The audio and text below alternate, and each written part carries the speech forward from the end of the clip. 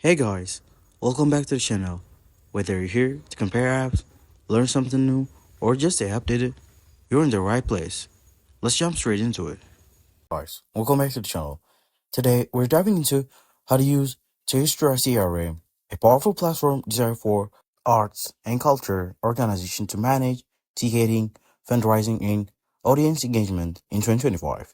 If you're new to Tessitura, I'll walk you through the key steps to get you started with the confidence. First, log into your Tester account. The dashboard gives you a snapshot of upcoming events, ticket sales, and donor activity. One of standout features is managing customer profiles.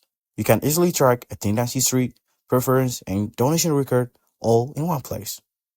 Creating and managing events is simple.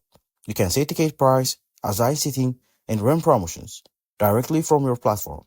Telstra also supports membership and subscription management, making it easier to retail loyal partners.